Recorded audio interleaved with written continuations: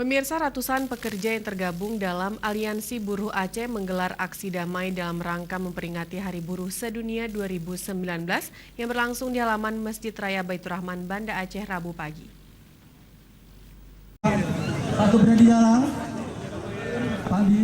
Dengan mengusung sejumlah poster, spanduk, dan bendera, ratusan massa yang tergabung dalam Aliansi Buruh Aceh tersebut sudah mendatangi halaman Masjid Raya Baitur Rahman sejak pagi hari. Kehadiran mereka untuk memperingati aksi damai dalam rangka Hari Buruh Internasional. Adapun tuntutan para buruh dalam aksi itu yaitu meminta pemerintah daerah Aceh agar segera mengeluarkan peraturan gubernur tentang pemberian uang megang bagi para buruh di Aceh.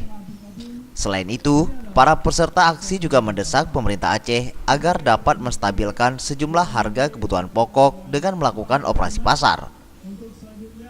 Seluruh dinas terkait agar sudi kiranya mempergubkan beberapa pasal yang belum dipergubkan menyangkut dengan teknis. Antara lain yang sangat diharapkan oleh rekan sahabat di perusahaan pekerja umumnya adalah menyangkut dengan tunjangan megang, menyangkut dengan liburnya megang Ramadan.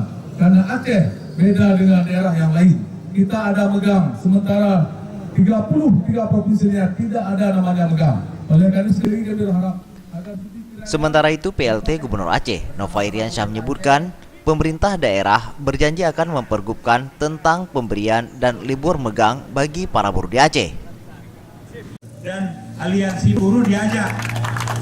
Nanti tolong diingatkan Pak Ketua, ada FGD-nya yang khusus duduk dengan aliansi buruh, gimana teknisnya tunjangan megang, gimana teknisnya libur megang, dan lain-lain. Nah itu diatur dalam pergub. Nah yang kedua,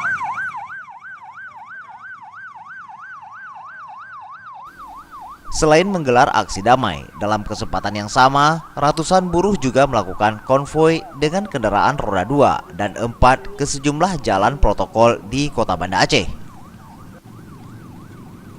Tim Liputan, Aceh TV.